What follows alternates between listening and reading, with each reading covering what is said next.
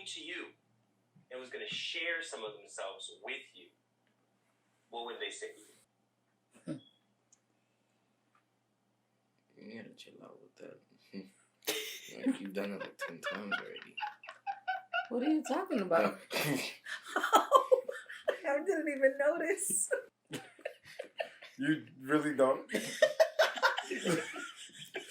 Mad obvious.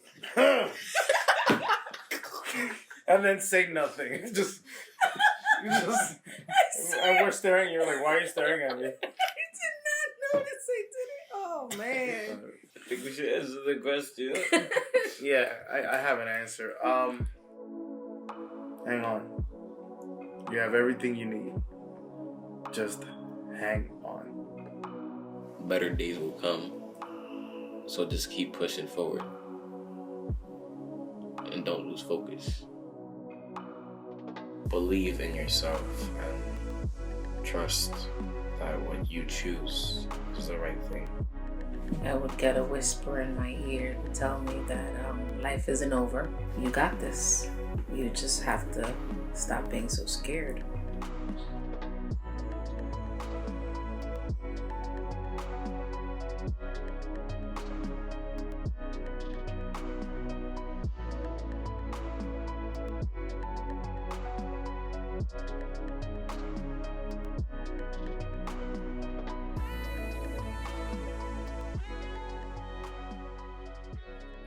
That's been a hard question because I feel like everything revolves around when my dad passed away. Like, life beyond the last 3 months is fuzzy. It's been 3 months. Yeah.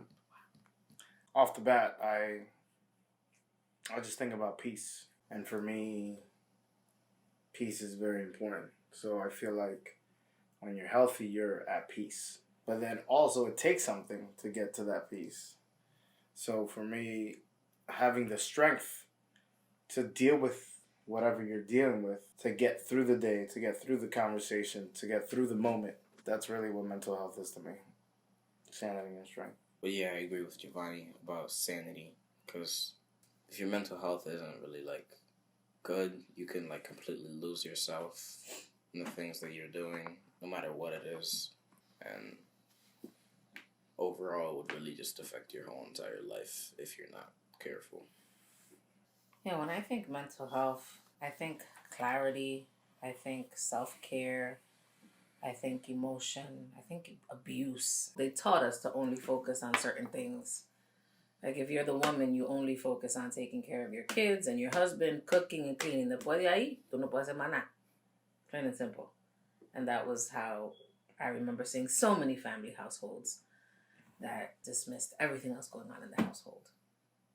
Mm-hmm. Their kids not speaking, their kids having ADHD, which what we call now, they didn't know that back then, a child that's like flailing their hands and not eating and throwing food, which is nowadays is autism, but nobody knew that back then, but you weren't allowed to stop and think about it.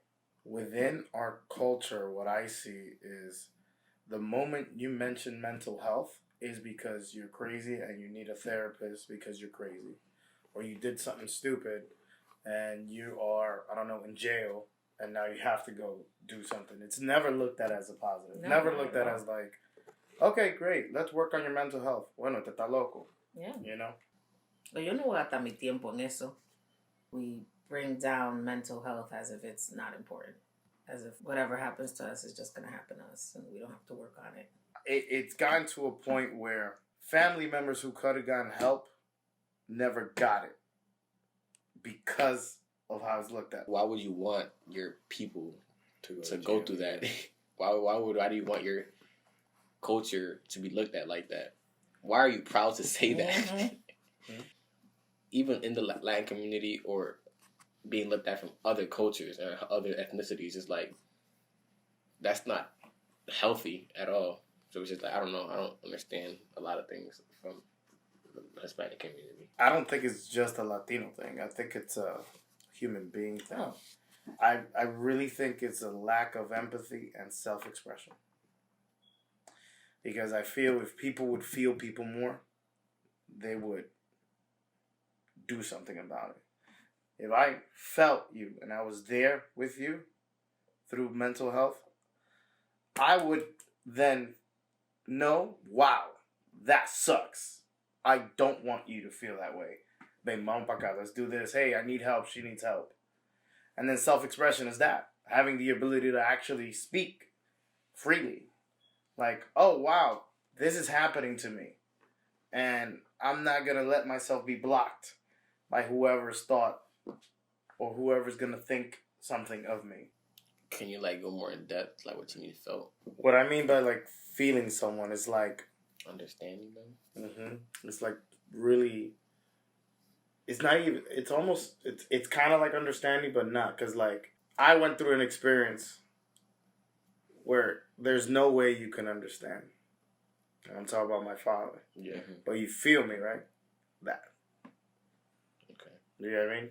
You feel my pain. It's like you're putting yourself in my shoes, even though it hasn't happened to you.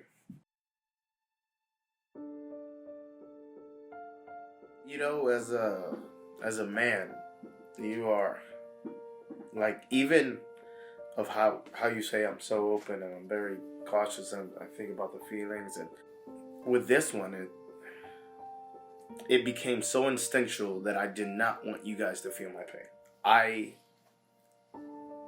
was like fighting to not let you guys feel my pain, because I feel like even though I try to be as open and honest and communicative, I'm the protector and that's it. There's no other job. So it's a hell of a battle, because I know it's healthy for you guys to see me cry, see me feel this, because one day you're going to deal with some sort of loss, and you need to know how to do it in a healthy way, because what we do is we do it in unhealthy ways. Something happens, people start fighting, people start shooting, people drop out of school, yada, drugs, the stereotypes, right? And it's not easy to let yourself be vulnerable with those you don't want to feel what you feel, because it feels that bad.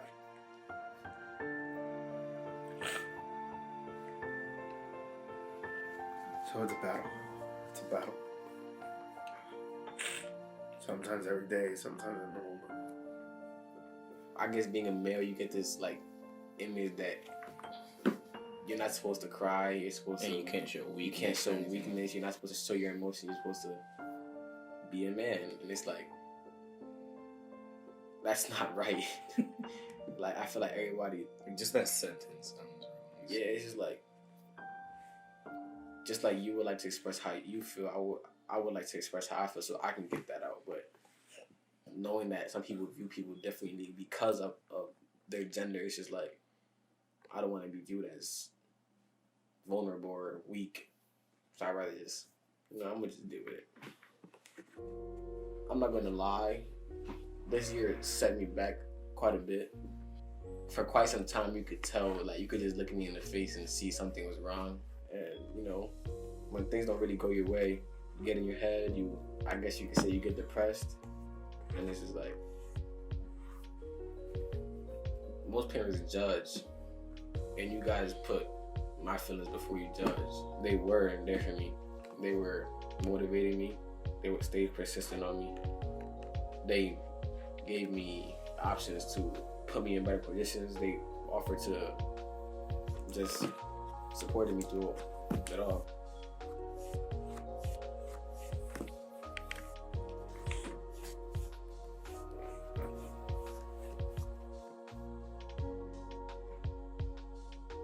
How do I deal with someone else caring for me? Like, how do you deal with being in that situation? Like, you're the one that needs help. I don't deal with that. I rarely let people help me. When you actually do ask people for help, it's like a new weird sensation. Sometimes it will probably feel like you're just like annoying them, per se. Yeah, I'm gonna keep it 100. I feel embarrassed a lot. I feel like people are gonna judge me and they're gonna tell me, you should have it under control. I should be asking you. And that's what I don't want coming in, asking someone for help. So I came from a past of no communication, no talking. I couldn't express myself, no feelings. And meeting Giovanni, I was like, I can't do that again. And he made it very easy for me to speak. And I promised to myself that I was always going to be very open and make sure that everyone had the freedom to speak and let us know how they were feeling. And I always want to know. I never want to not know how you guys are feeling. So I always want everything on the table. I know you guys hate it most of the time because I ask you how you're doing 10 times a day. But I think we've developed a openness and freedom to always talk about what's bothering us, what we're feeling, what annoys us. It's a comfort and a love and an openness that we've created at this table, in the kitchen, in the sofa, that allows us to do it. The general consideration I would recommend to people is look at the situation. I'm like, me stepping over this, what is it going to cost me? What is it going to cost us? What's the cost of staying with the cultural taboos and the do's and don't says? What's the cost? It costs you connection when you don't speak to someone who clearly has a face like they want you to say something, but they just don't know how to ask. You cost love. You cannot judge another person's feelings or who they are as a person. I feel like that's like probably maybe like the number one thing that has people not be able to communicate with parents, family members, anybody. They're scared. Either help them or just accept them. Just focus on what they're saying right now. Whatever they're going through, just help them. Don't just, they're going through something or it's just a phase or something like that. Actually listen to what they're saying and communicate through that. Listening to all three of you, it's amazing because it's everything that's incorporated in my reasoning to why I wanted to make sure I had a family that was communicative.